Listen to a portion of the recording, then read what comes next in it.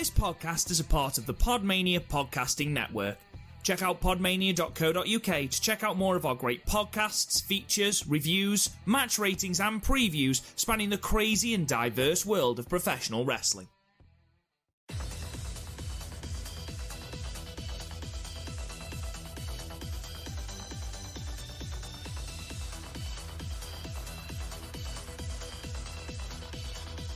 Hello guys, and welcome to the Stardom Cast, your weekly or sort of audio source for all things world-wondering Stardom, right here on the Podmania Podcasting Network. I'm your host, Rob Goodwin, and I'm joined by the man with a job, Chris O'Brien. Chris, how are you today? I've signed a contract, Kate. You're going to fucking jinx it. You said that you've been offered a job. That's good news. By someone on Zoom, though, so they could just go, oh no, we found someone better than mine. Do you really think they're likely to do that? I mean, it's a competitive job market. That is true. So what would this job entail should you get it? She was very vague. Always good. I think it's one of those things of I'll basically be intern and they'll just pluck me wherever they need me. Did you ever watch IT Crowd? I've watched the first half of the season. I could never really get into it. Okay, there's an episode where Jen gets oh no, it's not the IT Crowd, I apologise, it's Black Books. Oh, I've never seen that. And Tamsin Grigg gets a job, and she just kind of sits there and still has no idea what's going on, and she gives a talk just using very, very generic phrases, and she gets a standing ovation and things like that, even though she's got no fucking idea what the job does. So it's like in Family Guy when Lois is running for mayor. It's like 9, 11. Yeah. Yeah, exactly. Just buzzwords. Just say buzzwords, mention synergy, and you'll be absolutely fine. I did say synergy, actually. Did you use the phrase synergy in your interview? Yeah. You're so good. I have to, not to brag, I've had a lot of job interviews. None successful, really. But you've managed to perfect the art of giving the greatest interview answers. Yeah. Okay. And yeah, hopefully. Hopefully, fingers crossed. So, before we dive into the pay-per-view that was on Sunday, the 4th of July, it's the 6th as we record today. Chris, is there anything else you want to bring up before, any tangents you want to go on? What are your 3 favourite types of sausage? Just, that's the kind of weird tangent we go on. I just thought, okay, I'm all out of the way now.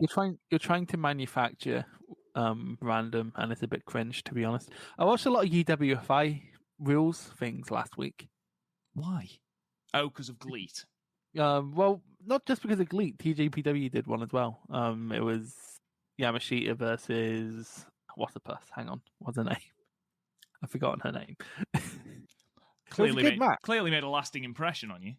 Well, honestly, my favourite bit was Yamashita, as always, because she's amazing. You put over Yamashita quite a lot, to be fair. Because she kicks really hard. That's the thing I'm into. I'm a kick guy. Give me some strong ass kicks, and I am golden. No, if you think about my favourite wrestlers, how many of them have strong kicks? Taichi, he has very good kicks. He does have very good kicks. Kawada. Arisa. Daniel Bryan, he has really good kicks and all. True. Ibushi had good kicks back when he was good. Why are you throwing shade at Ibushi? Because he's been shit, Robert. He's been shit. Miyari Mayumi. That's who was in the UWFI thing. I like this thing TJPW do at their, I think they're called Inspiration shows at Shinkiba, where they let one of their stars try out a rule set. Like at the last one, they let Hikari Noa do a hardcore match. Oh, it's not a bad idea. Yeah, and it was against Rina Yamashita, who was really good, and especially at that kind of thing. So, yeah, it was really good. Also, I'm still not over Keno setting his foot on fire. I thought about you the other day because I saw someone on Twitter, and they said Muta versus Keno is on its way to be the worst match of the year. And I thought, oh, poor Chris. I don't give a fuck. I've seen what people cheer. I'm on Cage Match right now. They gave and Tam versus Sai Kamatani sitting on a cool 8.15. People have shit opinions, Robert. Well, I can't wait to get into this. Shall we get straight into it? A majority of people are giving it a 9. A majority of people are stupid. Let's get into it then. So, obviously, Stardom gave us their latest pay-per-view offering, hot on the heels of Tokyo Dream Cinderella. Stardom Yokohama Dream Cinderella in summer from the 4th of July 2021 from the Yokohama Budokan. We said on the last podcast that it had run the venue twice before this, Stardom, and had drawn houses of 1,029 and 1,007 back in October. This time they drew an attendance of 1,135, which is a 13% increase, which is great news. Any growth is good growth. Before we get into all the matches and the shit like that, I thought it goes without saying now, it seems, for the Stardom pay-per-views at the moment, but the venue looked great. And the production. I like the big screen. Yeah, the big screen was really, really good. And there was a couple of people. Starlight Kid, I thought her entrance, having that big screen behind her really, really worked. When the Phoenix worked through Nagi. It worked through Nagi for the Tiger. It worked for Sai Kamatani when the Phoenix came onto the screen and she was standing in the middle of the Phoenix. I thought that was really cool. Imagine if she came out to Endo Amore's what was his fucking Phoenix song called? Consensual Penis. Oh yeah, that's the one line everyone remembers. Holding on to my consensual penis, and I'm like, no. Consensual penis. Like, yeah, the break makes it so much more offensive, Chris. Like, I'm not being funny. That's not an adjective or a verb. Like. But it doesn't go there. That's not where that fits, much like Enzo Amore's penis. Allegedly. He was cleared of all charges, just to put that out there. But allegedly. Well played. Now, you didn't watch the English commentary version, did you? You watched the Japanese commentary version. I did. I watched the English comms. And we were full of praise for Stuart on the last show. Thought he did really, really well. He did another great job on this show. I thought Sonny, who you could tell he was very nervous on the Tokyo Dream show. He worked his way into it. He became, far more confident. But here he was offering far more. He was basically doing what he's good at, relaying that knowledge about the product, reliving that history on the product. Of course, it helps that Stuart's obviously done his homework. He was able to reel off stats, like that. But Sonny wasn't just waiting for Stuart to give him a cue. He was adding his own little tidbits, and that was what he wasn't doing at Tokyo Dream. So, yeah, massive, massive improvement. A really good job from both of them. I think it was something that I didn't know that I wanted. Now, if they hadn't have got English commentary on Stardom shows, I wouldn't be opposed to it. However, now that I've seen it, now that I've heard it, I like it.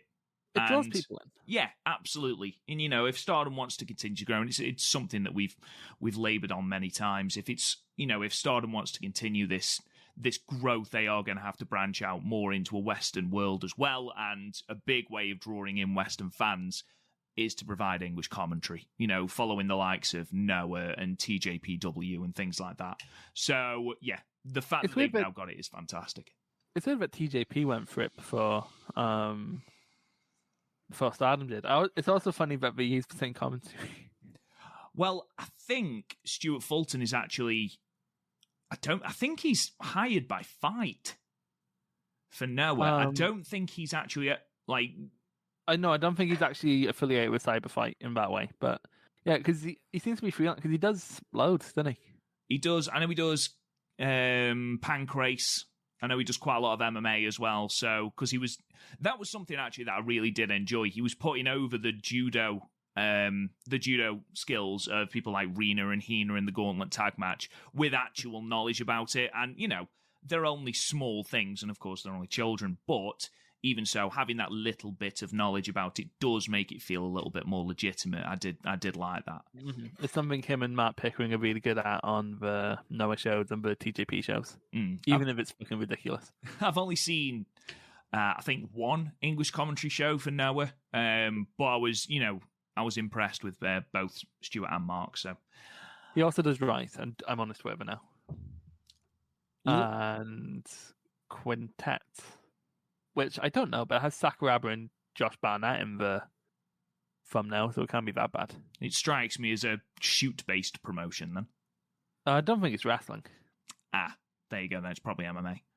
And also, apparently does stuff on UFC's Fight Pass. That's good for him. He gets everywhere. He does. He's a busy man. Busy man. Let's kick into these matches then. So we started with a gauntlet tag team match, which saw the Oedo Tai team of Fukigen Death and Konami defeat Hanan and Hina, the team of Lady C and Maika, and the other Oedo Tai team of Rina and Saki Kashima at 18 minutes and 12 seconds. Fukigen Death getting the final pinfall over Lady C with the Okana roll. Chris, what did you think of this? I didn't really think of this at all, to be honest. Like, it's an opening tag match to get people on the card. That's about it. There's nothing much to talk about. And by nothing much, I mean I have no notes. It was fine. Yeah. I'm a little bit disappointed in it, and I don't think, I don't know whether I set my expectations a little bit too high for an opening gauntlet tag team match with no stakes. With a lot of children, I think if you had expectations, you definitely did set it too high. Well, yeah, it does have children, but then again, it does also have Maika, Konami, Saki. So, there are those points in place. You can't help thinking that, if people like Natsupoi, if Himika had been on the card, then maybe we'd have had some different matchups. But we had what we had. Unfortunately, the reason I'm disappointed is from these throwaway tags, from these throwaway openers, you've always got one spot you can talk about. For example, when they did the 5-way, which I think was either the opener or the second match at Sendai Cinderella, in front of that wank crowd. Get over it. No, I won't get over it, Chris. It's been almost a year. No, I won't get over it. Fucking hell. People have entered new babies have been born in the fucking time. You have babies have went from merely a glint in their father's penis to glint being in their born. father's penis? That's not the phrase. That's not the phrase at all. I don't care. Quite frankly, babies have been born. In the time you have been complaining about the crowd on that one Sendai show, my nephew has learned to walk and talk. He says frog like fuck. It's hilarious.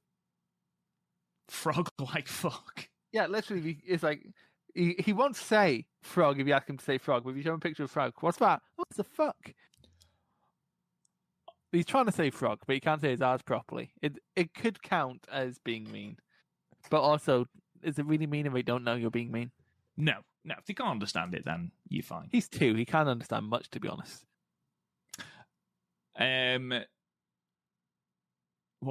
So when they had the 5-way at Sendai Cinderella, there was one spot. You had either the high flying of Saya Kamitani, or you had the weird 5-person leg scissors or head scissors, or something like that. You have one spot to take away from that match. Just something to... This match had nothing. This match had absolutely nothing. The only thing it had was Maika destroying Rina with a Sazanka.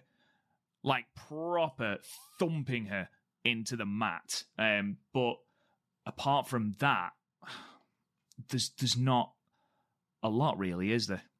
No, it's just kind of fine. It's okay. I'm not going to think about it ever again after this podcast. I would have loved for Lady C to have won. That was the one thing that I can take from that. I was really invested in Lady C getting the victory at the end. But, we wouldn't have seen that coming. Really? See, she's been around for a year and I haven't made that joke. That's fucking restraint. I gave it 2.5. What did you give it, Chris? Probably the same. I didn't think enough about it to give it a rating. Match 2 then. Tag team match, which saw the Queen's Quest team of Azumi and Momo Watanabe defeating the Oedo Tai team of the brand new repackaged Starlight Kid and Ruaka at 13 minutes and 43 seconds with the Azumi Sushi. I have a question. Oh, you know how when a star dies, it collapses in on itself and becomes a black hole? Can't she be like the Black Hole Kid? Black Hole Kid. Or Black Hole Sun Kid. Is that just so that she can come out to Soundgarden? Yeah, why not? Bea Priestley used to come out to, what was it, Bring Me the Horizon? Yeah. Blasphemy. So why not? And Hannah used to come out to some remix everyone used to have on their phone back in the day. Knife Party. Yeah, now you're going to die. What do you think of this match, Chris? It was good. It was better than most Ruaka matches. The pace never let up. Ruaka played her role as a massive, well, basically a mini Tora. While Starlight continues to be really good. Azumi and Momo are always good. Some of the spots were great, especially between Azumi and Starlight. Starlight fully embracing Oedo Tai just made Oedo Tai one of the best things in, actually, when it comes to this show, the best thing in Stardom. It's just really strong stuff. It's not essential by any stretch of the imagination. Like, I wouldn't tell you to break an appointment to go watch this match. But you could do a lot worse than this for the 30 minutes is on. It's the best Ruaka's looked ever, probably. Which is good going into the 5-star. Again, Starlight continues to be something overtly worth watching, and Azumi and Momo never not deliver on these big shows, even when they're not in any position, and they're normally not in any position. But they always over deliver, so good stuff. What's your opinion of Starlight Kid's new look? Oh, you mean the teeth? The entire repackaging. So, the new music, the new video, the general movements and things, and the attire, obviously, which was the big striking feature. What was your opinion? Yeah. Normally, first time out on something like this is a bit of normally it's a misstep and then they find their feet. Starlight's found their feet on this one straight away. Like, it still feels like Starlight, just evil. Which is good. I really like the new mask design, especially the teeth. Big fan of the teeth. She's wearing long trousers now, isn't she? On one side, yeah. The Zack Ryder. The Zack Ryder. Or the Mayu in about 2016 when she had the one blue leg and then shorts on one. I prefer my interpretation. You prefer the Zack Ryder. If she breaks out the Rough Rider, go mental. Be one of the best moments in all of Stardom. I was a big fan of the entire repackaging. I thought the video package of just her face and all that stuff going around, thought that was really good. The new music's great. Not the best music of the night. We will get into that. But the way Starlight is sort of playing this cute but will kill you at a moment's notice character is brilliant. Otherwise known as the Chris. I enjoy the psychotic laugh that plays over the top of the music. And basically, how can I put this? I didn't want her to go all the way into the heel thing. And in this match, she didn't. But then later on, she did. There didn't seem to have been quite enough from Natsuko Tora and Oedo Tai to push her into being full heel. You mean Stardom's rushing something? Oh no, never. I don't want to say that they're rushing it, Chris. It's not that. Because we talked last week about how good the arc for Starlight Kid was. And it is. I've enjoyed this transition. And I messaged you, or I put it on Twitter, that this is going to be the start of a fucking mega push for Starlight Kid. And we'll talk a little bit about what's next for Starlight Kid later on in the podcast. But it would not surprise me if this is the start of a astronomical push for her. Overall, I thought she did really well. The only thing that irked me about this match is why the fuck would you not give Starlight Kid the win here? Now, I know that you've said because Ruaka's in the match and she's a pin eater. That's fine. That's fine. And in any other situation... Quite frankly, she didn't, because also Starlight didn't take the pin. The pin isn't a direct result of whatever Starlight does. And no one's talking about the result coming out of this. They're talking about what happened after the white belt match.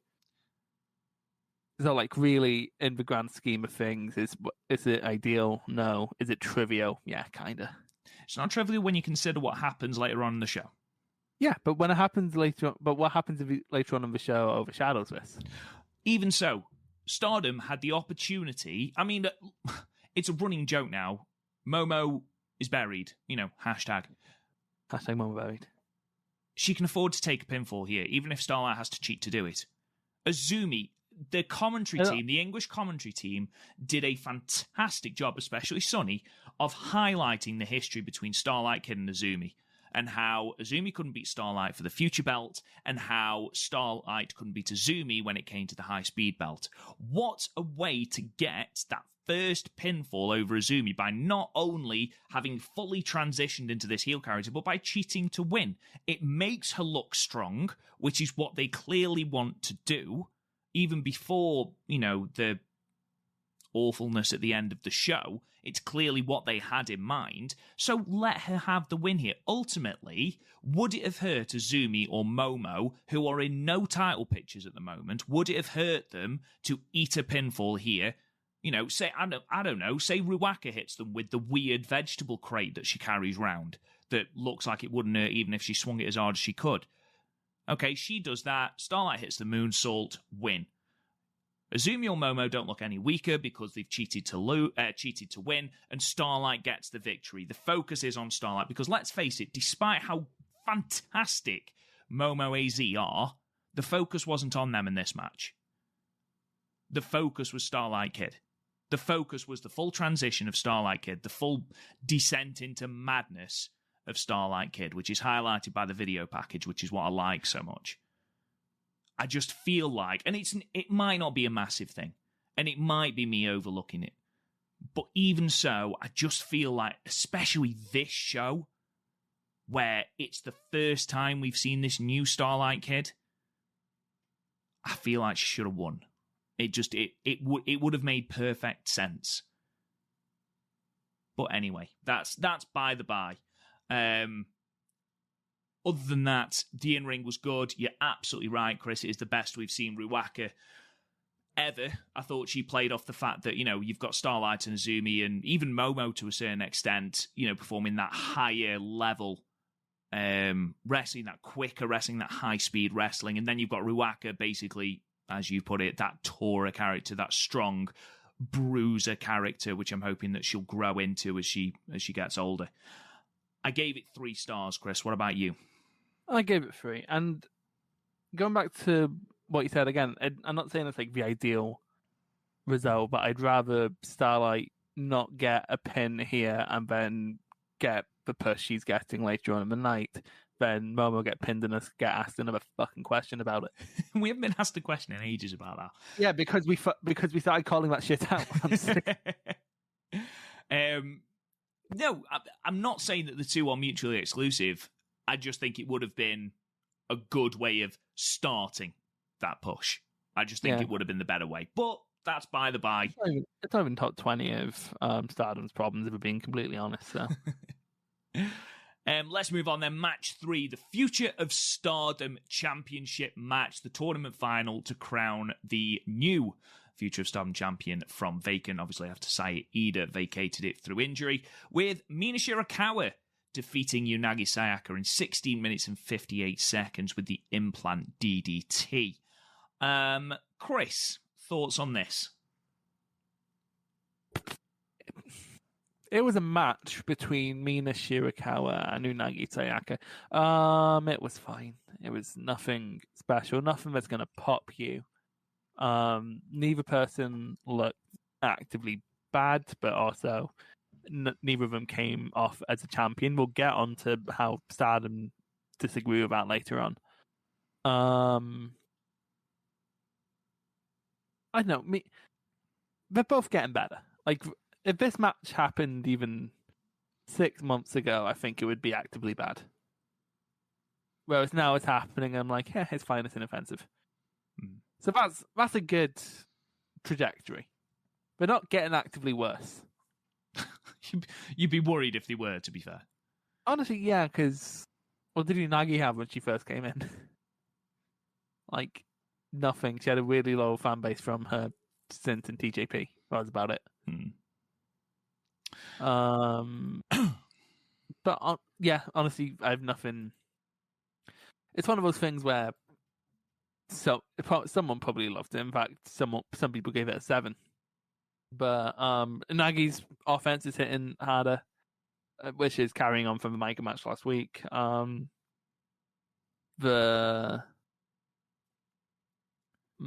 Mina, in terms of offense, Mina sort of stayed the same, but again, she's above where she was. Like, they didn't feel out of place for a rookie bout. But problem is, they're going to be compared to Micah and the Sires, who are the last generation of Future, and they were basically all super rookies. So it's a bit unfair towards these two in that respect, because it's hard to live up to those three. Yeah, certainly. It did sort of make me cringe a little bit when Sonny referred to Unagi as one of the golden stars of Stardom. This was a lot. I came into this with pretty low expectations. I've not, been quite open about how I've not been overly enamored with Unagi's matches. And she's had the odd good match, but she's had the odd good match against someone who has the ability to carry her.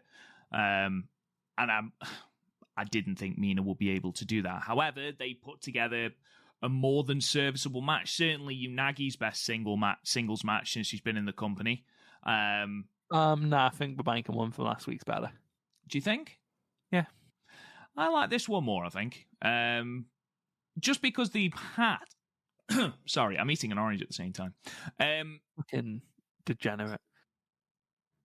What? Eating an orange while on the pod. You'll be eating it into the microphone next, like the guy from the fucking Lucha meme show. No, the reason is one of the things that I've not hated, that's a strong word, but hated about Unagi is that she's shown nothing. She's shown no fire, she's shown no desire. She's shown resilience, but there's been no real fire behind her offense. Wasn't Fire and Desire a team? It was Mandy Rose and Sonya Deville. Yeah. But here, they've had that little fractious relationship, her and Mina, over the last couple of weeks. There was that great line in the press conference where Mina said that Unagi is like someone who sleeps away to the top. Thought that was a little bit unfair. But even so, there was that little fire between them. And if this was just a normal singles match, you'd have Unagi sleepwalking through her match, which she's started to do. However, here, I feel like there was a little story beat. Both women wanted to have that championship, that first singles championship. Now, don't forget, this is Mina's first ever match for a singles championship.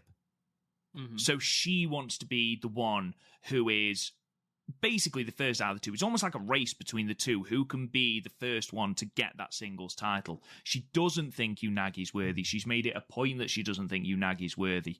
But in this match, Unagi surprised her with the fire that she brought out, with the aggression she brought out, as though, and I think I put this on Twitter as well, both women were willing to bench their friendship if it meant that they would come out of this match with the championship. And I thought that because we saw another level to Unagi that wasn't just base Unagi, that infinitely makes this better. Infinitely makes this better. And the closing stretch was actually pretty decent. Mina making sure that she polishes off Unagi with 2 implant DDTs makes Unagi look strong in defeat. Unagi's offense, like you said, was a lot crisper. It was hitting a lot harder, which is my main issue with Unagi, amongst others. So here, she did a good job. The right person won. We'll get into what Unagi gets for losing this match in a moment. But yeah, I gave it 3 stars, Chris. What did you give it? 2 3/4, 3. It was fine. Yeah, it was inoffensive. They did nothing wrong, and it surpassed my expectations. Yeah, but my expectations were it was going to stink up the joint. Exactly, yeah. When you go in with low expectations. My expectations were it's going to be the worst match on the card, when in reality it's only the 3rd worst match on the card. I think that's harsh. I mean, like, there's 6 matches on the card. Yeah, okay. So post-match, Mina offers a hand. Unagi refuses to shake it. Says that well done for winning, but I want to be the next in line. Basically, when you defend your championship, you said you want to defend your championship. I want to be the next in line, which is absolutely not how it works. You've just lost. But Mina, who apparently in her infinite wisdom is now matchmaker, said, I'll tell you what, why don't you go for the belt that is hierarchical above mine? And if you win that, then you can come and challenge for the Future of Stardom Championship. And that was that. The thing I love about Stardom is how logical it is. So Unagi lost the Future of Stardom Championship match and is now somehow the number 1 contender to Syuri's SWA Championship. Falling upwards. What the fuck? Yeah, falling upwards. It's weird, isn't it? That's... What? That's nonsensical. I wish I could fall upwards like nonsensical. Unagi. Imagine that. I can get like fired and then go to, I don't know, be the head of France or something. I could run France. There's a lot of people disgruntled. I've seen a lot of people on Twitter who are disgruntled, people on our Discord who are disgruntled with how big a push Cosmic Angels are getting, with Unagi, the fact that she's already the Artist of Stardom champion. She's had 2 shots at the Future belt. She's now going for the SWA belt. It's almost as blatant as for DDM stuff last year. The monster push that they're getting, and the fact that, not to be horrible, but, you know, you look at the Artist of Stardom title matches, and to put it bluntly, it's Tam and baggage. Tam carries the matches, Mina does some things, and Unagi is also there. That's sort of how they feel, and it seems to be a sort of cut, rinse, repeat formula with them at the moment. Now, if this is an indication of where we're going with Cosmic Angels, then there's going to be improvement. You know, if they're going to continue having a friendly rivalry between Mina and Unagi, that's a unique dynamic between them, and I think that could bring a little bit of intensity to their matches. But if they just continue with Unagi gets the shit beaten out of her, Tam bails her out, then, you know, I'm not surprised people are getting annoyed, to be perfectly honest. But yeah, it's pretty unsurprising that people are getting a little bit disgruntled with the push of Cosmic Angels, and unfortunately Unagi seems to be bearing the brunt of that because of, you know, who she's taking over in the old pecking order. Let's move on then, Chris. Let's move on to the Goddess of Stardom title match, with the champions ALK defeating Magma, Kaguma, and Mei Iwatani in 20 minutes and 42 seconds after Julia pinned Kaguma with a Northern Lights bomb. This was great, Chris. This is very good. Koguma showed a lot of, I was about to say spunk, but I'd probably get pulled up. A lot of heart. It was a very gutsy performance from Koguma. She's been spending the last month getting her ring rust shaken off, so she can now finally add these narrative elements, and turns out she's quite good at these narrative elements. She didn't falter at any point. There was no real botches, although Julia doing the top rope octopus was a fucking show of faith, doing that to a rookie. Do we still count Kaguma as a rookie? Don't forget, you know, she's been out of the ring for 6 years. Yes, but... yeah, I'm thinking that's long enough to, because it's not like someone like Daniel Bryan coming back after several years, and he was previously the best in the world. She was she had less than 80 matches before, and then went away and came back. So I think it's been long enough that I can kind of count her as a rookie. Okay. Like diet rookie. Rookie without the shame of being a rookie. Rookie light. Yeah. Would you like to tell the people how you describe Julia? Yeah, when they came out, ALK, with their Daft Punk masks, I thought that Julia looked like Ziggy Stardust. And why did you think that? Because orange. Could you think of no other orange thing? Couldn't. No. There was no other orange thing that crossed my mind, so Ziggy Stardust went straight for Ziggy Stardust. However, I just thought Power Rangers, to be honest. You just thought it was a bit like when the Gorillas of Destiny came out in those helmets for the first time at Wrestle Kingdom 13. Oh, aye. That was a weird one. It was a little bit like that, but... Imagine if it came out like the Gorillas of Destiny. Yeah. I can imagine Julia as a Tabatonga, to be fair. Yeah, but yeah, the best section of this match were the exchanges with Shuri and Mayu, obviously. Yeah. They have very good chemistry. People saying it was calling back to their match. I think people are fanficking that rivalry into being bigger than it is. They had one match. Julia, as always, holds her own. She's a great presence. Her backdoor drivers are sickening. As a Northern Lights bomb, I much prefer her current offense to stuff like the Julia driver, which kind of looked cool, was a tiny bit convoluted. But then we have something like the Northern Lights bomb, which can come out of nowhere and is about as devastating. You still dropping them on their heads. Mm. So really good stuff. And the match was it was a simple tag formula. They worked over Koguma. May got shining before they started beating up Koguma again. And it's simple, but it worked. It created while DDM aren't necessarily heels, there's not really a massive heel-face divide in Stardom. Julian and Shuri took the roles de facto heels and played it well. The pre-tenured workers worked very well around Koguma's strength. So just really good stuff all around. Mm. Between their matches against Momo AZ and their matches against MK Sisters, ALK are fast becoming one of my favourite things about Stardom. Yeah, but they've not had this is the best match we've had for the title so far. The other two they had were also very good, the Queen's Quest and Mayu and Starlight, and then the last we say about the match where they won the belts are better. Yeah, they're really, really solid. Yeah, like they're gelling more and more as a team. And we stand up for the rest of DDM because they dress like we're about to go fishing. Yeah, well, the whole point of ALK is that madness, isn't it? So I think it's high energy madness it stands for. Julia as a bold person hasn't been as powerful as I was hoping she would be. I was hoping she'd be joining the Aki Yamamoto revolution. She's not putting anyone over. No, but I do like the orange. I'm a fan of orange.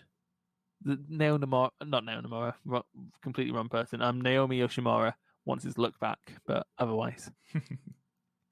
No, I enjoyed this match immensely. I thought Koguma was the MVP. How we went from the start and Julian no-selling Kaguma's offense as though she wasn't worthy. You've been gone, what are you doing in my ring sort of thing. And then we transitioned into Koguma being that fiery underdog babyface when they isolated her away from Mayu. And then eventually just the resilience that Koguma had right at the very, very end before eventually she was ground down by Julia. For everything, the exchanges between Mayu and Shiori were fantastic. There were little callbacks to their match in in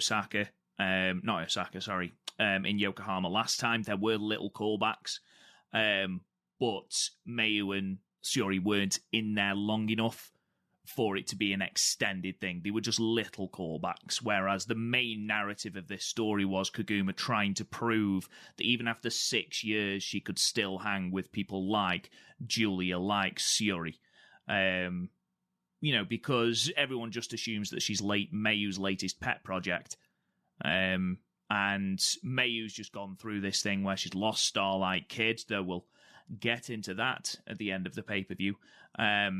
She's lost Starlight, so maybe she feels a little bit of, I've got to prove myself.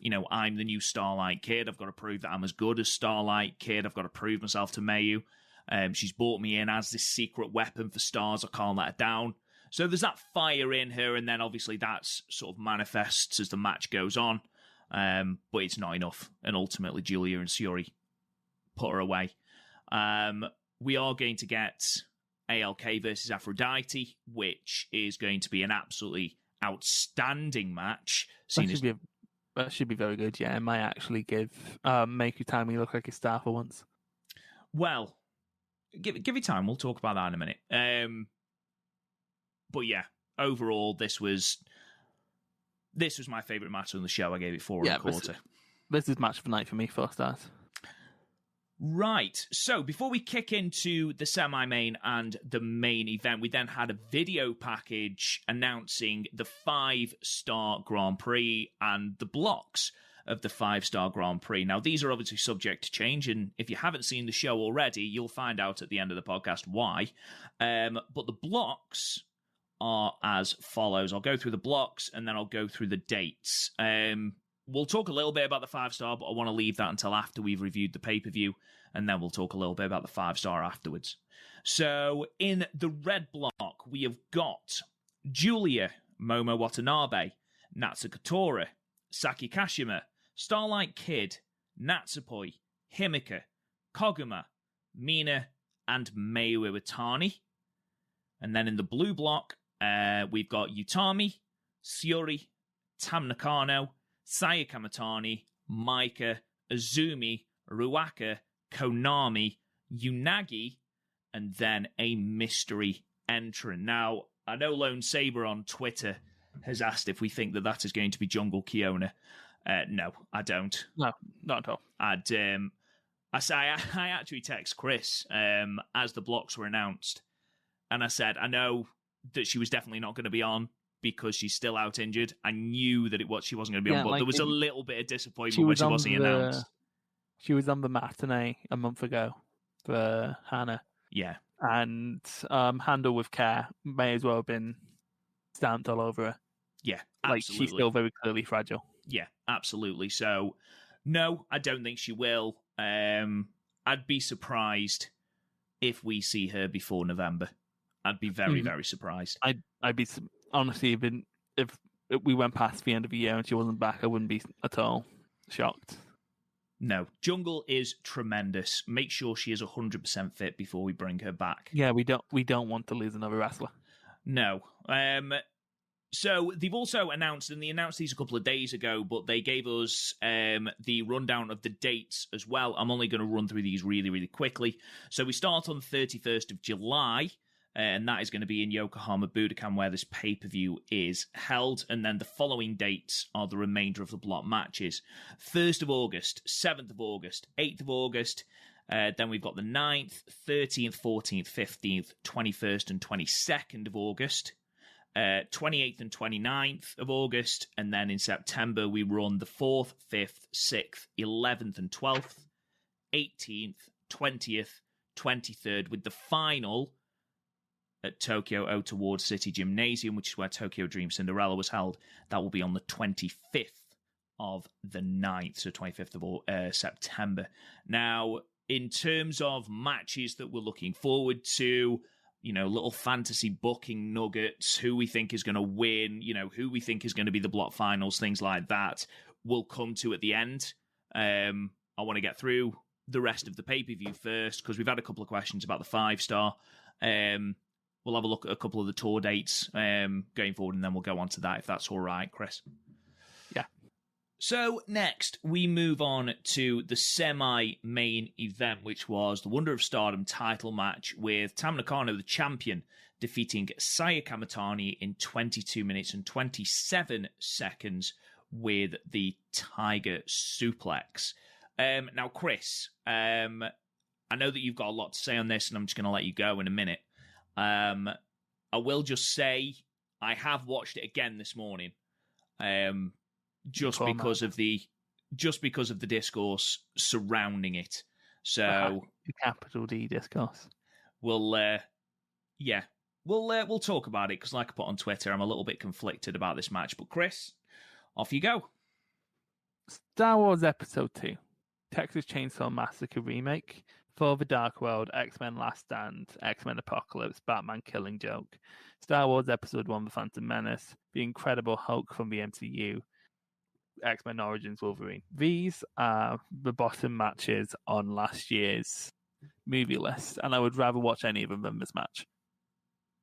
I didn't like this match. I didn't like it at all. There was very little to sink your teeth into. It was soulless. It was like an NXT main event at NXT's worst. It felt like they had a checkbox of epic tropes to tick off, and they were just going through them. And they didn't even do them well. Like, they had the limb targeting in Tam going for Saya's injured ribs, and Saya sold it in the same way that she sells her arm in tag matches, and that's not at all. The slaps were weak fucking sauce. And, I mean, when I say that, the camera was like half a mile out and you could still see the one connecting. It was like laughably bad slaps. There was the build. I'm going to be generous and say there was a build. It wasn't a good build. It was barely a build. And then Stardom just expected people to fill it in with fan fiction of, oh, this was destined to happen for years. Tam and Saya have were together when Saya first came into Stardom. This is destined to happen. When in reality, since then, they've been basically kept apart. I can't recall any meaningful interactions they had, but we would have met in last year's 5-star because we were in the same block, weren't they? Mm-hmm. So that happened. Nothing there suggested something deeper, but that's fine. That's a 5-star. But Tam, as I think Belkage pointed out on Twitter, is someone who needs that investment, and it's true. Unless Tam's going 10 minutes, you need the investment in that match. You look at her best matches, her Arisa match, her Julia match, her even like her just good matches, like the Natsuko match from the last Yokohama show. You need that build. You need a reason for Tam to get emotional, because that's basically all she has going for her.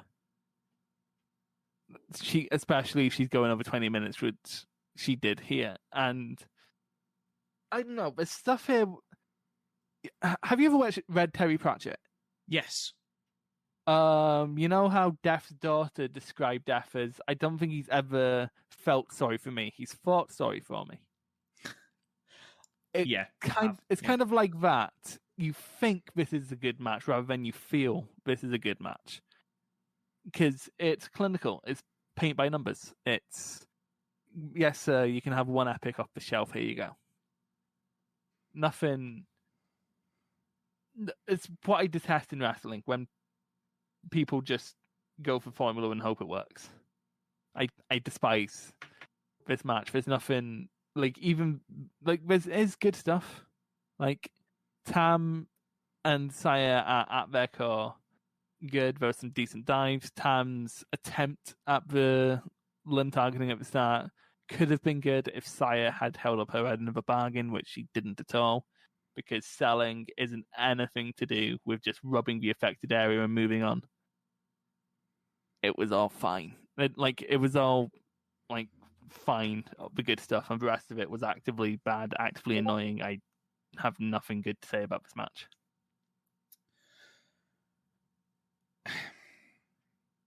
I watched it again this morning, and the reason I watched it again this morning was I watched it last night, and obviously there was a discourse around, and there was certainly a disconnect around those people that really liked it and those people that really hated it. This is effectively, apparently, a Marmite match, because there is nobody that thought it was demonstrably fine. You know, you either loved it or you despised everything about this match. I fall somewhere in the middle. Now, after I watched it last night, I was disappointed with Saya's selling. I thought it went too long for the story they were trying to tell. It suffered from the build. And, we spoke about this last time. We know that Saya Kamatani was out for the 2 shows preceding this, but there was 4 beforehand, and they faced off once. However, they built up more to the future match when they built up to this. Exactly. However, I can't dispute those points. Those points are there. I can't dispute that. However, there is a nugget of story there. There is a nugget of story there, and that story is Saya not being able to surpass Tam. And that story is something that you can work within this story. Was it told perfectly? No, it wasn't. I would argue it wasn't even told well. It's something you're meant to confer by the fact that these two have a history. But then that history was never really brought up in the build, so it's not verbalized text in this. It's like when we bring out Sami Zayn versus Kevin Owens in WWE and just expect you to think it's heated because we have previous. See, I disagree. They built towards it, but there was no crescendo towards it. So there, you look at the start where they're reversing each other's moves. Okay, it's something very, very simple, yet it sort of talks about how, they're very familiar with each other, having tagged with each other as well. So you've got that. The limb targeting was perfect to start with. Tam did a really good job of manipulating Saya into really uncomfortable looking positions, driving her elbow into those ribs. Saya, the first time she did the dive, and then she went down holding her ribs and was down for a while. That was great. That was perfect selling, but it stopped. And that was the thing. Nothing was consistent for me in this match. Now, there was the bit at the start, a lull in the middle, and then I'm going to talk about the end, because there were bits I really liked about the end, and there was bits that I really didn't like about the end. Now, in terms of the end, both women kick out of each other's finishes.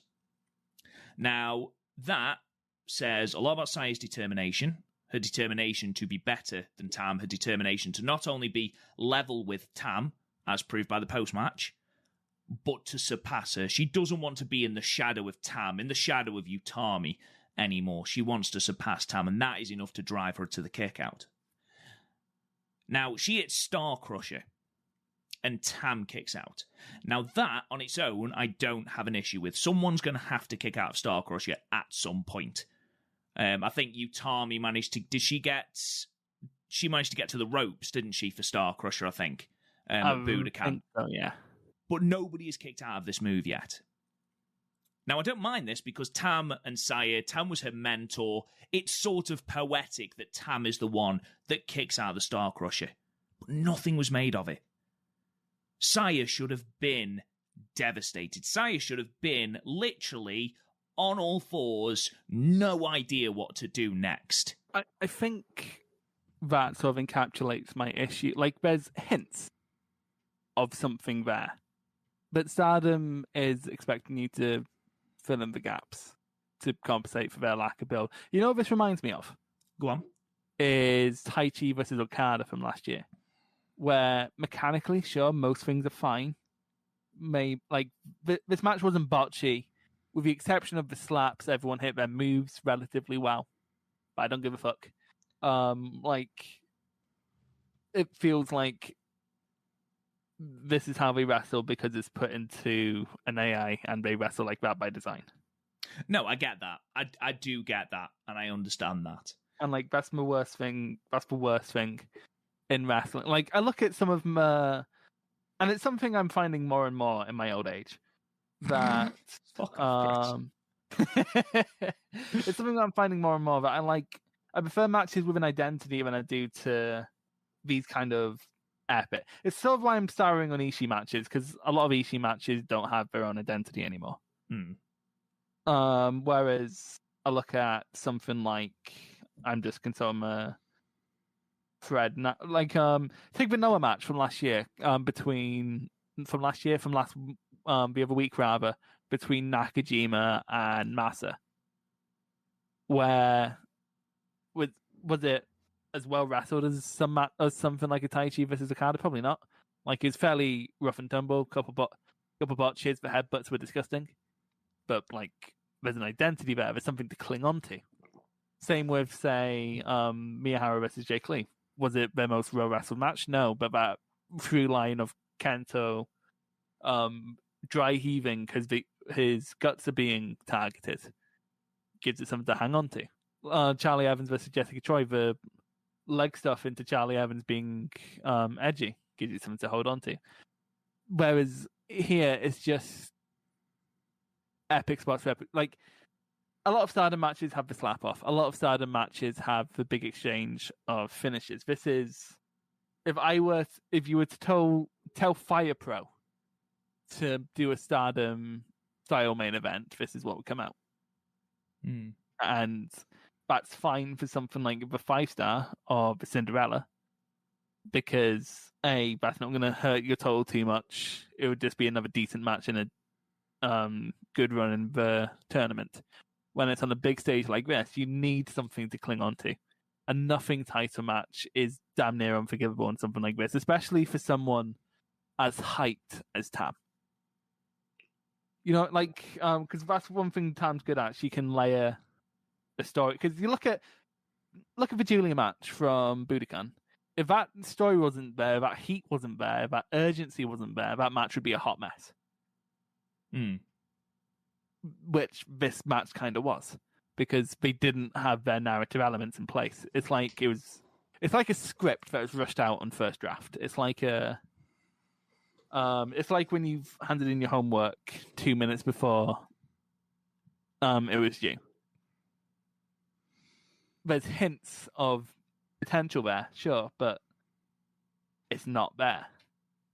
They've missed the mark on every aspect you can judge a big title match on: build, on action, on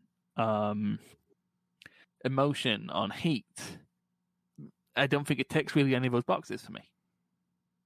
Because if I want good action with no context, I'll just go watch highlights video on YouTube. That's not why I come to wrestling. I agree with everything you've said. And, we had a chat yesterday over WhatsApp and everything about this match. And, the slaps are awful. I mean, there's sometimes when exchanges like that happen, you can play it off as exhaustion. And I think that's what they were going for, but that's not how it came off at all. Yeah, it just came off as weak slaps. I would somewhat subscribe to that theory if they weren't moving their head for the slaps. Yeah. Like, we were bobbing back and forth like a child. Like it was proper theatre kid shit.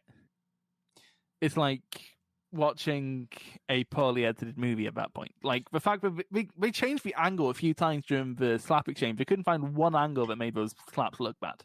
See, the thing is, the exchange itself was terrible, but then about 2 or 3 minutes later, you've just got the single slaps, and that was great. Single slaps work fine. And it's funny because we went into slaps and chops in the main event, and that really put these to shame. Yeah, it's weird because Tam can work stiff. We've seen it in a recent match, even in a Mayo match from 5-star last year, in her Julia matches. But she didn't here. She was almost pulling her punches. And here's the thing: I can understand not disliking this match on the level that I do or some of us do. Because honestly, the reason I hate this match is is a specific to the way that I enjoy wrestling. Whereas, but I can't agree with people calling this a match of the year contender. I can't agree with the majority of people on Cage Match giving this a 9 out of 10. No, I am in agreement with you there. It's not a match of the year for me. However, I don't hate it as much as you by any stretch. It feels like people are giving it a match of the year moniker because Stardom is this. I'm not going to say emerging because it's been on the precipice for a while now, but it's quickly becoming a prestige wrestling thing, like what New Japan is, like what Noah was, like what All Japan was. And people don't want to be no one wants to be the person to say, nah, they fucked up. As you said, you agree with me on basically every level. This match fucked up. This match failed. What they wanted to achieve.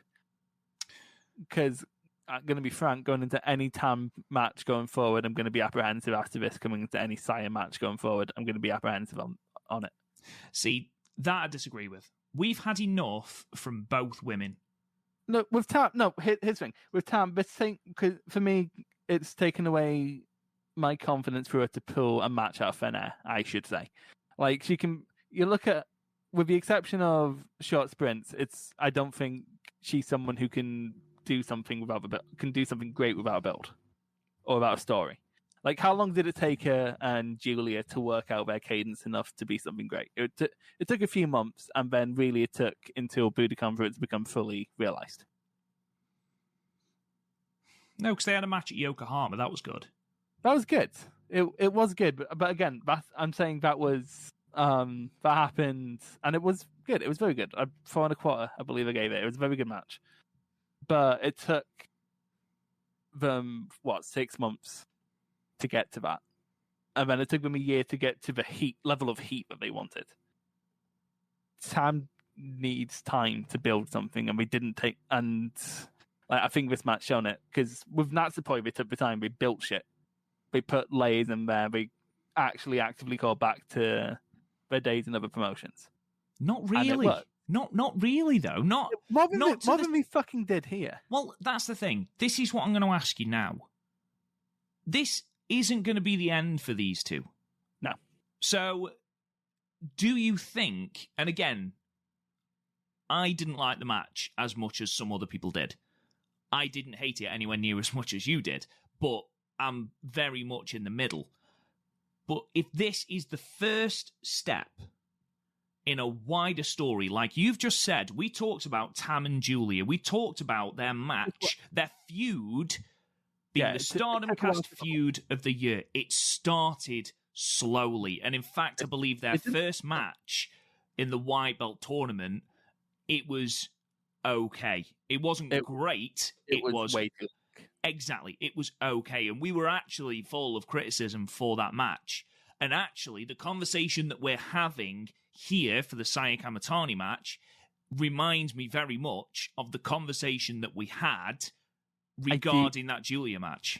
I do honestly think they're slightly different circuits. For example, Julia was a lot more established than Saya, and they didn't try to say that this went back years. I think that's part of the reason I don't like it. It's like through pretense of booking instead of actually booking, whereas they would actually had to build something out of complete thin air, out of Julia. I think the booking's done them dirty in that respect. Yeah, and like I have faith that these two will one day meet down the line with a better build, and it will be a lot better than this, and I will really enjoy it. If this is the first step of something bigger, it's a misstep. Mm-hmm. They need to pick themselves up, identify what went wrong, and do better. Yeah. Now, let me put it this way: I don't think there's any way this feud could go that would retroactively make this first step good. No, I agree. Sort of like how I'm trying to think of can you think of a series where the first series or so was bad, but then like the rest of it was so good that everyone forgets about the bad first season? Yeah, Rock Austin. WrestleMania 15 wasn't very good. No, it wasn't. But also, I think that was better built. To be fair, it was better built. But if we're going build, then yeah, they were done dirty by the fact that they weren't booked against each other, barely at all. Long term, I guess I would rather have something start bad and get good rather than start good and get bad. I would rather have an original trilogy than a Disney trilogy. Exactly, and the thing is, Chris, what you got to remember is and we gave it 4.5. By the way, I'm just looking at the Stardom Cast match ratings, which you can access at www.podmania.co.uk or at the top of my Twitter thread. The thing is, no matter how good that match was, we don't go back to their match at Korakuen and go, fucking hell, yeah, looking back on it, that was a great match, because it wasn't. Korakuen is this for Utami? Julia? No, this is for Julia and Saya. Julia and Tam is what I mean. So no, I'm sure, but again, it didn't annoy me in the Julia Tam case because they didn't have some pretense of this has been building for years, just fill in the gaps yourself.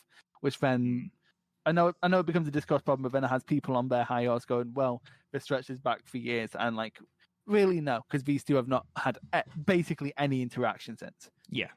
Well, And fingers so, crossed that's what's going to happen. It's going to build on it. They're going to analyze. Like you said, they're going to pick themselves up. They're going to analyze, This is what I hope they do. I've been burned enough by wrestling company to know that this isn't assumed going to happen. Again, this isn't the end of Saya, I think, because as we saw with her Utami match, she is good at making a match out of nothing. Just Tam can't really do that, especially at this time. Because you look at Saya's best matches, a lot of them are picking shit out of nothing. Whereas with Tam, all her best matches, like that recent match, they built that for weeks and weeks and weeks. The Julia matches after the first one, they built that for a long time. The Kagetsu match, that actually had previous and emotion to draw off of. And even like the Starlight match from earlier in the year, that came with a backdrop of her defecting from Stars. There's stuff to hold on to. Whereas with Saya, they were really you can agree they were absolutely clutching at straws. Let me ask you a question then, and then we'll move on from this. If before this, in those 6 weeks, but as if this was to leave here, it would be a shit footnote in Stardom history. No. If before this match that they had on this pay-per-view, if before that they'd faced off 3, maybe even 4 times in the build to this, and they'd highlighted their history, they'd highlighted Saya's need to surpass Tam, and then had this match, would you still hate it? I wouldn't hate it on the level that I do now. Right. If I had this exact match, I still wouldn't think it's a good match because it's not good. It's like, even when you strip away all my problems with the build, which only amplifies my problems with this match isn't very good. Because if it wasn't for the build, I'd be complaining more about Saya's selling. I'd be complaining more about how the finishing stretch was just kind of weird to me, and how some big moves sort of came out of nowhere with no pomp and circumstance. And I'd be complaining that, there's lots of problems in this match where if something shifted, I'd still have a problem. I wouldn't be as militant against it as I am now, but I wouldn't like it. Okay. Now, as I said, this isn't a case of like Utami and Shiri, where the outside factors inhibited what was otherwise an incredible match. Okay. Now, I would ask you what you rated it, but, well, no, I'm going to ask you, what did you rate it? 2. I didn't like it at all. Wow. See, I ended up giving it 3 3/4. That's up from your initial. It is.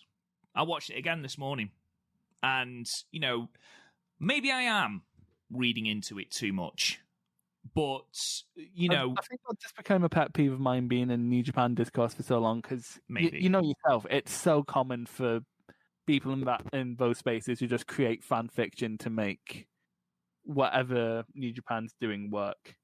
It's not localized to New Japan. WWE are absolutely fucking shocking for it.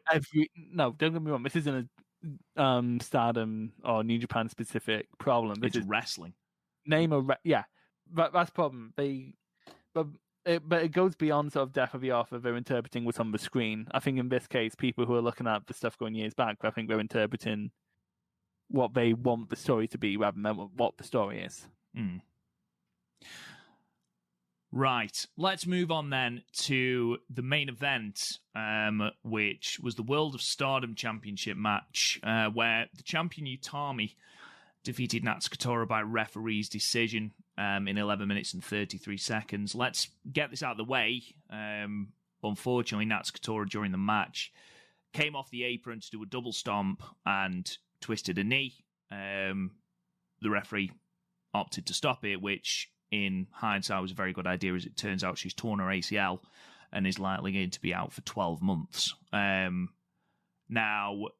not only is this a devastating shame for Tora, who, she is the heelest of heels, and yet I'm tearing up at the end of this. I'm tearing up at her promo, her screaming at Utami, her literally crying into Saki's arms. I'm devastated for her. I'm absolutely devastated for her.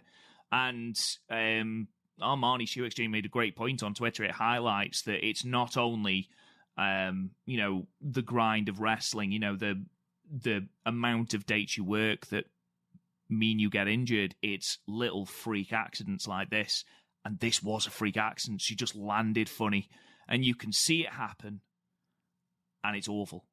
It truly is awful. Of course, this means that Tora is going to miss the 5-star. And it looks like, she might even miss the 5-star next year, depending on how serious the injury is. I think what else bothers me in regards to this is because this match, it was everything I wanted it to be. In those 11 minutes, I loved what I was seeing. It was shaping up to be an absolute fucking banger. These two women beat the living piss out of each other. Big Match Tora showed up. And by the way, I referenced the fact that Starlight Kids wasn't the best music of the night. Fucking hell did Natsuko Tora's music fit an arena. Holy shit. She felt massive when she came in. She was dressed like Kagetsu. I'm sure that wasn't a fluke. She felt huge. She felt like an actual threat. Utami came out, and I have never seen her as more of a champion as I saw in this entrance. That aura of her seems to grow with every single entrance. Putting her dodgy booking in the build aside, putting this feud's dodgy booking aside, for a moment, these two looked like they were going to put on a fucking belter of a match. A real belter. And unfortunately, you can't do anything about it. It's a complete freak accident, Chris. It's dying. This isn't a wear and tear. Like, this is one of those things that could just happen at any time. It does remind you that these people, these wrestlers, they put a lot just to entertain us. Absolutely. And I think that's a sentiment that can get lost behind people using it in bad faith to derail criticism. Which is a shame because it's true and should be acknowledged, especially when something like this happens. Because it's not like this match started off bad and then it's just compounded by an ACL injury. This match was fucking great. Oh, but it was amazing. I didn't expect Tora to go fucking full mount. And then as soon as Utami starts slapping her back, she's like, well, probably not a fucking good idea. It's probably not a good idea at all to annoy her. The fucking double leg takedown. What the fuck? Where's that Tora been? Yeah. Holy shit. And like, it wasn't a bad one either. It was like an actual... It looked amazing. It isn't like Okada or Bushi strain of technical wrestling where they just flail for the nearest limb. It's like, it was actual like grappling. It was great. And then like, because it's so hard to go into a full mount and make it look like you actually earned your way into that mount. And she did it. And then when Utami gets into the strikes, that's such a concession on her part. She's normally the technical leader at the start of these matches. Even against Shuri, she was 50-50. Her going into the chop exchange, that was such a concession on her part. That's a great story beat. And then because Tora's in her head, she can start fucking about like the rose in her mouth before the splash. Oh, that was fucking great. I loved that. The fact that she baited Momo out, beat her down with a cane, stole her rose and put it in her mouth. She felt like such a heel. It felt like such a coming out party for Tora because all those things we thought they were missing. Like the shoddy booking. It was the shoddy booking of Oida Tai. It's not just the booking because I don't think something like a match with Julia was beyond saving. At that point with the booking, but they went comedy in that match, and it was a weird choice. It was the wrong choice, completely the wrong choice. She felt vicious. She felt like the head of a vicious heel faction. The last year, this time last year, she was an unwatchable afterthought. We actively skipped their matches. Yeah, I actively skipped to time matches and rued every 5-minute shit show I had to watch him a 5-star. Because you knew it was going to be a DQ. Yeah, whereas Tora hit here, she some people are rolling their eyes at a Tora defense, in the same way they were rolling their eyes at a B. Priestley defense, is why I've stopped doubting Utami. Because even if there's no build, and let's be frank, Hero's next, like all the build was backstage that no one saw. Which, I must admit, and this is something I did mean to say earlier, for the lack of build which we had, and it's pretty inexcusable, the video packages were great. Yeah, the video packages did a good job, and but there was actual interaction, like Tora attacked Utami backstage. There was stuff to go off here. Yeah, absolutely. There was far more than the white belts, it transpired. Yeah, and that it's so weird because she did several big spots, did Tora, and the thing that done her in was a bad jump off the apron. Not even from the turnbuckle, from the apron, and it's such a shame. And I remember I was watching in the Discord and I laughed at that, thinking, "Oh yeah, that's going to hurt someone," and then it was just innocuous. Is the best way to describe it. Yeah, it's so bad when this happens on such a routine move. Well, the thing is, Chris, she'd just done a frog splash through a table off the top turnbuckle, and was fine. Yeah, there's no way you could prepare to come down as hard as she did there. It's not even like she came off from a large height and did this. She came up from 3 foot in the air. Not even that. She barely jumped. That's the thing. Yeah, she basically dropped. And it's such a shame because honestly, I think Tora. I wouldn't have been surprised if Tora won here the way this match was going. Genuinely, I was thinking the exact same thing. The way Oedo Tai are being booked at the moment, it would not surprise me if Tora won. And it wouldn't anger me. It wouldn't annoy especially me. After a match like that. Because this match felt so different from the other Utami matches. And can we just take a moment? I know we say it every time, but how fucking good is Utami? Every little bit of star power that Stardom deprives her of, she brings back by just how cool she is. Honestly, she comes out and everything from her music, her entrance robe, the charisma she carries with her, the way she stands on that turnbuckle and, does the thing with the rose, and she just feels like a big deal. And then she comes out and she delivers non-stop. She delivers without fail. And Stardom have put her with Micah. And everyone was like, oh, well, Micah's doing really well, but effectively she's a rookie. Really great match. And I know you didn't like it as much as I did, but really, really great match. Saya Kamitani, loads of people rolled their eyes at that. They put on what would have been match of the night on any other show. It just so happened to be Stardom's best show of the year. Pardon me. B. Priestley, you yourself have just said, how many people went, oh, for fuck's sake, B. Priestley in this match? Yeah, I actively said fuck off B when she came out to challenge. Exactly. And then she put on a fucking belter of a match. Yeah. Syuri, match of the year. For you. Well, for quite possibly the vast majority of Stardom fans. But then this match, which was, you're absolutely right, completely different, had a completely different dynamic. And it had it had a unique voice, it had a unique office. It had its own cadence. This didn't have the same cadence as a Stardom main event normally would. And honestly, the way it was going, this might have been my favourite match of her reign. It wouldn't surprise me, Chris, if this was going under 20 minutes anyway. Yeah. I wouldn't surprise. If this was a blitz, I wouldn't be surprised. If this was a quick blitz through Tommy and then she builds herself back up through a 5-star or something. It's such a shame. There's so many. I don't think there's a bad way this match could have gone because if Tora loses, it's business as usual. If Tora wins, Brave New World kind of thing. I don't think there's a bad way to go about this. And that's so rare for Stardom nowadays. And then through no fault of anyone, it's so bad because I can't even. You want when something shit like this happens, human nature, you want to point your finger at something. But there's nothing to point your finger at in this case. No, nothing at all. It's not bad booking. It's not people not being safe. It's the most innocuous injury, and it's stuff like this always reminds me. We had a football final, and the day before it was the really prestigious final. Loads of football scouts were going to be there, and I was, this is the match.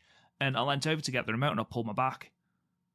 Literally, I leant over to pick up the remote, and I pulled a muscle in my back and couldn't play.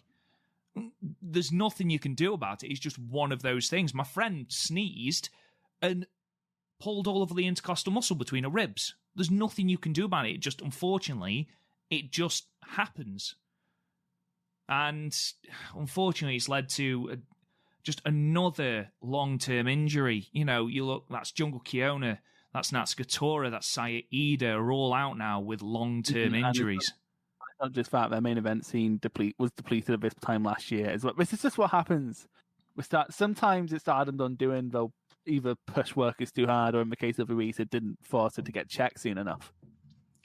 And we'll let lingering injuries get worse, and then boom. Because part of what you need to do as promotion is understand that you can't let wrestlers decide their own whether or not they can go to the hospital, but also you can't abuse that power. But in this case, this isn't that. This isn't wear and tear. This is fluke. So I don't think there's a single way I can put this other than it's shit, innit? It's bad. I feel so sorry. The fact that she was so human that sometimes you forget that they are people. You know, you just see them as their characters. You know, the people that they portray, and just seeing her and she knew as well. As soon as she lay down and the doctor came out, she knew. And she's literally having to be held down by Starlight Kid and Saki because she wanted to carry on. And they're like, you can't, okay? You might have broken your leg. Please stop. And just her yelling at Utami, it's awful to watch. It really, really is. Obviously, we're not going to rate this match, obviously. But yeah, we wish Natsuko Tora the very best. Fingers crossed it's going to be closer to the 9-month sort of time than 12 months. But from everything I've heard from apparently every corner of Twitter and the news realm, it looks like it's going to be 12 months. So just devastating. Something we didn't actually mention at the end of Tam Nakano and Saya Kamatani. After that, Saya Kamatani refused to shake Tam's hand. Basically, Tam said we should fight together. Saya ignored that because she doesn't want to fight with Tam. She wants to fight above Tam. And Starlight Kid came out. It's also being the only 20-something among a bunch of people in their 30s, isn't it, Rob? Shut the fuck up. Starlight Kid came out and challenged Tam for the white belt. And that's going to be excellent. That's going to be amazing, and actually brings me on to the next point of our podcast. Stardom have announced the dates and the cards of the Stardom Cinderella Tour 2021, which is the tour before the 5-star. Now, there are about 7 dates, maybe even 8, but I'm not going to go through every match on every card because fuck that. There's no point in me saying it because you won't remember it anyway. So what I'm going to say is I'm going to say there are title matches on these cards, so I'm just going to read you out the title matches, basically. So the 6th of July, which is today as we recorded, there is an Artist of Stardom Championship match with Cosmic Angels defending against Utami, Izumi, and Saya. And then 10th of July in Osaka. Why didn't that happen on a build-up? That would have been a perfect build-up match. You mean when Cosmic Angels defended against Oida Tai? I know. It should have been the other way around. Cosmic Angels. It's literally the perfect. Yeah, I know. 10th of July in Osaka is the SWA Undisputed Women's Championship match between Syuri and Unagi. Don't forget, Unagi did eliminate Syuri from the Cinderella tournament as well, so there is that. I'm not going to say that yet, because I'll ask. On the 21st of July in Sapporo, we've got the white belt defense, Tam Nakano versus Starlight Kid. I think Starlight is taking that, Chris. I wouldn't be surprised. I really do think that Starlight is going to take that for a multitude of reasons. But then I feel like Starlight will beat Mayu in a defense as well. But on the flip side of that, is Tam's arc complete until she's faced Mayu for the belt, till she's beaten Mayu for the belt. But Stardom seem to have completely forgotten that feud. So Who knows? Stardom something. Never. On the 22nd of July, again, in Sapporo, we've got back-to-back Sapporo dates, is the Goddesses of Stardom match between ALK and Aphrodite. That is going to bang, and I can't wait for that match. There is also a lot of Stars versus Oedo Tai on these cards. Like, this is a on a Stardom show. Never. Like an unbelievable amount of stars. A lot of Mayu and Starlight Kid facing off. A lot of Mayu and Kaguma versus Starlight and Konami, which looks very tasty. Now, a quick question. Something that has come out of today's Korakuen show has led to a match on the 17th of July, Chris, in Takadanababa. Yes. Mm. Do you want me to say it now, or shall I say it on the next podcast?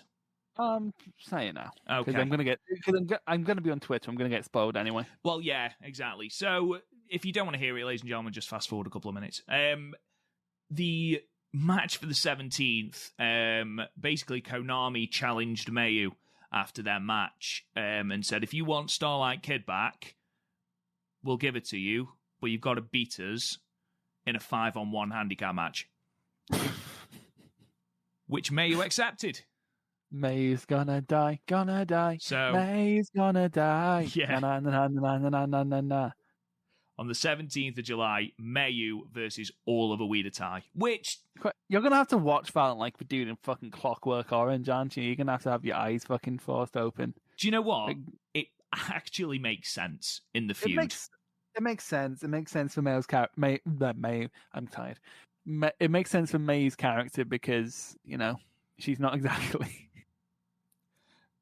I don't think she reads very much in character. It does. It makes sense in that sort of regard, but it also makes sense. This way she's not going to lose anyone else. It's her fault she lost Starlight Kid, so therefore she's on her own. And ultimately, I really hope happens. I hope Mayu somehow wins, she nickel and dimes her way to a win, and then Starlight refuses. How good would that be?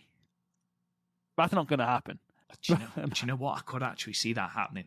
That would be incredible. Wouldn't it? Mayu getting a cheeky pinfall over Ruaka or Rena or something. Yeah, the rest of Stars because Stardom apparently don't have rules. The rest of Stars can come out, clear out. What's the rest of Stars? The rest of Stars, Hanan and Kaguma. Hanan and Koguma can come out, clear the children. And then gets the win, and Starlight's just no, I like it here.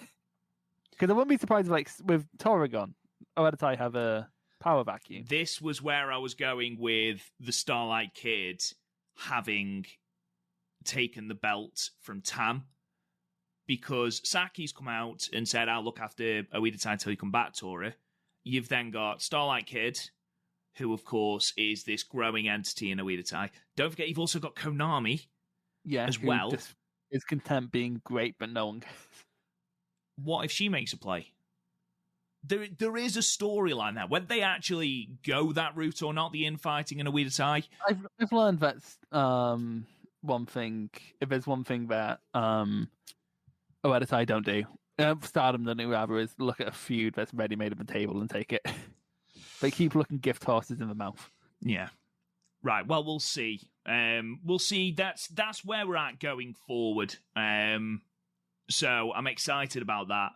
I think realistically, the only belt that I see changing hands is the white belt. I think the tag belts are going to stay with ALK. I'd be absolutely gobsmacked if Unagi took the SWA off Syuri. Absolutely gobsmacked. I think it could be a good match, but, it depends how much Syuri is going to hold a hand. And then, again, I'd be surprised if Utami, Azumi, and Saya take the artist's belt off Cosmic Angels, though I don't know who is left now to take the belts off Cosmic Angels. I think they've run through everyone. I'm pretty sure that's either Defense 7 or Defense 8 for them, so I don't know. Faction. Someone's put on Twitter a picture of Goto, Ishii, and Yoshihashi and said the next challenges. I mean, it wouldn't surprise you if Yoshihashi ate a fucking pin. Oh, Yoshihashi, my beautiful baby boy. Right, just to end it then, Chris, we sort of glossed over the 5-star. Let's look back on it, the 5-star. The blocks, just again, Julia Momo, obviously it's not going to be Tora now. We don't know who is going to be filling in for her. There is no Fukigen Death on here, so it could be her, could be Lady C, could be Hanan, we don't know. Saki, SLK, Natsupoi, Himika, Kaguma, Mina, Mayu. And then blue block, Utami, Suri, Tam, Sayaka Kamatani, Maika, Azumi, Ruaka, Konami, Unagi, and a mystery guest. The first thing to ask is, who do you think is going to be the mystery person? Yoshihashi. I'd love it. Maybe he'll get a win. I'd love it. Yeah. Hiroshi Tenzan. Will Ospreay. Him and his ankle. It would not surprise me if it turns out to be Rin Kadokura. No, because Marvelous don't run a ton of shows. So, did Marvelous have any show? I don't know. I'm asking you. You wouldn't know. They've got their anniversary show in July. That's the only show I'm aware of. Then you can easily book the 5-star around. Takumi Roha's coming back. That'd be a big gap. That's who I want. That's who I want. Whether that will be who it is, I don't know, but I hope it's an outsider, because outsiders add a lot to it. Because we see some variation of these matches over time through tag matches, right? So an outsider just adds that unknown element, like when Marufuji and Shingo went into the Champion Carnival, or even like Moxley in the G1. Yeah, exactly. Like it adds so much. So I hope it's an outsider and not just Lady C. Well, Velkage has said on Twitter that they have said it's going to be someone from an outside promotion. So. Okay. You look at the working relationship that Stardom have with Marvelous. We are working on the Marvelous show, so maybe that's where it will be announced. Maybe. So, might be Mei Suzuki. It could be someone from Seedling. It could be Nene. Or, could be Nene. Could be Shiko.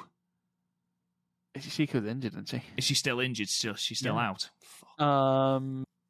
I'd say Asuka, but they're a freelancer, aren't they? So, well, if they're a freelancer, I suppose they could go in. But they wrestle all over the place. Oh yeah, that is true. So, like, hey, are they willing to not work another promotion for a month while they work basically consistently with Stardom? I doubt it. Yeah. So if it's from, I'd like Nene, because that would probably be the best use, especially since again she's one of those places that don't run a lot of shows. Yeah, if it was Nene, I'd want her in red block just so that Momo could get a win back. But you know, that's by the by. So yeah, I guess we're both. It could be Rin Katakora because of the Mayo connection. Why do I keep saying Mayo? It could be Mayoshiki. But I imagine it'll be one of those three. Iroha, Hoshisuki, or Katakora. I'd love it to be Iroha, but we'll see. We'll see. She's only just come back from injury. Throwing her into a tournament might be hard. Yeah, that might be a bit mean. Yeah, maybe it's Lance Archer. Maybe. Mad Genius Val on Twitter has asked, besides the obvious and Julie winning the tournament, what do you guys think will be the main takeaways from this year's Grand Prix? Whether it be people being elevated, the direction of Tam's reign, etc. I'm going to lump all this with, who do you think is going to be in the final, Chris? Who do you think is going to win it? That sort of thing. Okay. So, first of all, in terms of what do you think the takeaways are going to be, aka what's going to be the capital D discourse? I think it's going to be the same as any round robin where people are like, oh my god, these people are so good, why aren't they pushing them? And Stardom will go ahead and not push them. Konami. Like, you're going to get Konami having good showing, Natsupoi having a good showing. Momo. Even like Azumi and Starlight, Mike, even like. But I was thinking about this the other day. There's not a ton of baggage in the 5-star, considering they've expanded the field size. Like you have in Blue Stars, the only ones I'd say are going to be like skippable matches. There isn't really one. I mean, interesting. Like they're not like, I'm not saying they're weak, but like they're going to be like skippable. Nothing special kind of thing. Like honestly, I'm surprised the blocks are as solid as they are. In terms of who I think is going to be in like, I'm surprised the blocks are as solid as they are. Like they've actually, we haven't seen a ton from. I like a lot of these people we don't see them wrestle all that against each other all that often, and then in Utami's block you have a lot of the better challengers like Shuri and Shuri Saya and Shuri and Saya. So well, there's also Micah in there. Don't forget Konami. Yeah. In terms of who's going to the final, Mike is in the other block. Mike's in Utami's block. Oh, she is. Utami's basically getting the two of her challenges, which is interesting. In terms of who I see in the final, we can happily rule out any champions. Would you agree? Yeah, 100%. So Utami's out, Shuri's out, Tam's out, and Julia might be out. Oh no, sorry. Right, I see what you mean now. No, I disagree then. Right, who do you think's ruled? Right, who do you think's ruled? Let's start with who's ruled out. So from Red Block, not going to the final, Momo, Saki, hashtag Momo's buried. Natsupoi won't be going there. You know who won't be going? Tora. Kaguma won't be. Mina won't be. I think Maya will lose on the final night. I think Maya will be there or thereabouts, but she'll lose on the final night. And, if logical booking sense prevails, she's in a block with Starlight Kid. Have Starlight Kid be the one to stop her getting to the final. Yeah. This year, for me, is a more obvious winner than last year. You look at Blue Block and you think, for me, it's between Konami, Sayuri. Is that a head pick or is that a heart pick? No, Be real. You look at who hasn't got the ability to go through. Unagi won't go through. Konami won't go through. The Outsider won't go through. I wouldn't be surprised if Unagi fucking went through after that Cinderella. Azumi won't go through, which leaves Micah, Saya, Tam, Sayuri, and Utami. Tam won't go through unless she hasn't got the belt. She might do. I don't see Micah going through. I don't see Micah going through. Utami won't go through because she's champion. Although she could go through and lose in the final, but I don't think that'll be the case. I don't think, because that's just old Japan shit at that point. Well, at that point, then, if someone beats her to stop her going through, that's also a ready-made challenge. Yeah. So, realistically, I mean, if you've got Julia going through in Red Block, which I have because I think it's very, very obvious who's winning it this year, who would you want Julia to have in the final? I guess Tam would draw. Julia Tam is a great shout. What about Julia Sayuri? Shuri. Yeah, it depends how long we make that go again. But what if, Chris, and this is something I've seen repeated by a lot of people, what if Sayuri tops the block having beaten Utami? And then we've got the next installment of that at a future arena show later on. That wouldn't be the worst. Shuri and Utami is a hot property, especially especially to newcomers. Exactly. And I'm not saying it's a bad way. I think at that point people are just trying to shoehorn setting up this rematch in there. I'm not saying that not work. That's actually a surprisingly logical way of booking to come out of Stardom Twitter. But I wouldn't be honestly. If someone upset Julia, I wouldn't be surprised, to be honest with you. I guess in her block, there's not a ton of... in terms of Julia's block, I don't think there's much competition, apart from maybe May. Yeah. Tora would have been competition. Absolutely, I agree. Momo in theory is a threat. Momo in theory is absolutely a threat. She's got to be high up the block. I don't think she's going through. She's certainly not winning it. Yeah. Because she's got absolutely no heat going forward. And she's already challenged Utami at the moment. So this reeks of Julia's coming out party for the red belt. I've seen, I think it was Armani Shoe Exchange, saying that the main event of the first show, Yokohama Budokan, run it as Utami versus Shiori, that first block match. That makes perfect sense. Yeah, it's that of the finals, quite frankly. Yeah, absolutely. You're running 2 arenas during this. Make sure that Utami and Shiori is headlining one of them. Make sure that, and then you want Julia and Mayu as your other one. Make it proper front load that show. Have your best matchups. So leave Unagi at home. I'm joking. So I never asked you, Chris, because I pretty much went balls out and said Julia's winning it.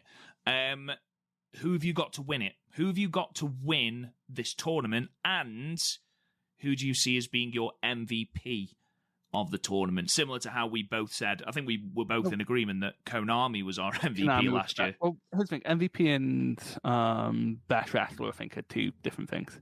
Well, yeah, who do you think is going to be the most considered? Whose matches are you going to look forward to? Who's going to have that great tournament? Probably have consistent performances. She's not really done much single stuff this year. No, that's true. She might be raring to go. Who knows? I think Himika could do well. She does really good in these short blasts, as does Tam, as does Momo.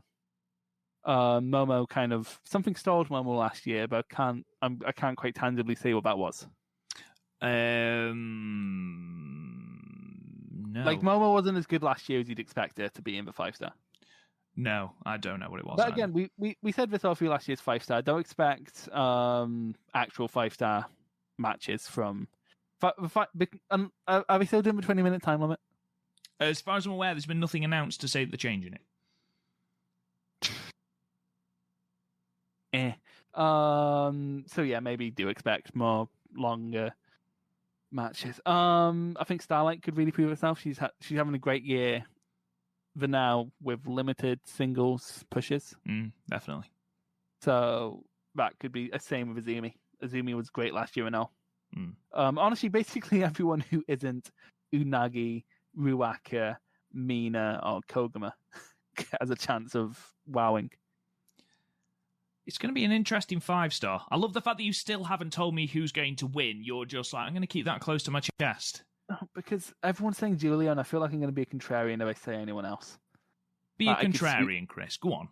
I could see Tam losing the white belt, going through 5-star, going for the red belt. I could see it. Because we have to remember, they don't always do this big... Stardom aren't always inclined for this big climb to the top, like people are booking for Julia, where she goes down and goes back up. Despite that would be logical. Whereas you look at last year, Utami just kind of won. This wasn't like a big build that was going on for years and years and years. Well, no. she wasn't around long enough for it to be years and years and years. But, so it could just be someone wins it. You know? Yeah, no build. Could be. That's the beauty of a tournament like this, I suppose. Yeah. So, who knows? Who absolutely knows? Well, I think let's knock it on the head there. In terms of recording for us, when it comes to the 5-star, I think we are at the mercy of Stardom World uploads. So we're going to try and do, a week of the 5-star matches, if that makes sense.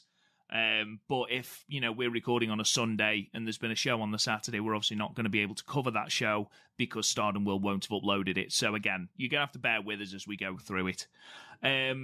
But thank you very much for listening, guys. We really, really, really do appreciate it. If you haven't already subscribed to the podcast, please go subscribe to it. You can subscribe anywhere you get your podcasts. We are everywhere. Please leave us a 5-star review and a comment. It really does help the podcast out, helps us to be noticed by more people.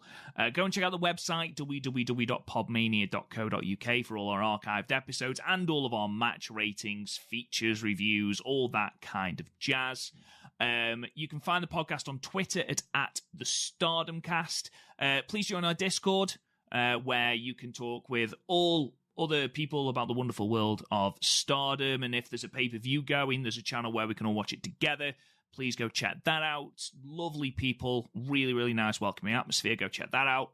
And yeah, you can talk to me on Twitter at RealRobGoodwin. Chris, where can they find you? At Chris Loves Pura. And yeah, we will see you guys again soon.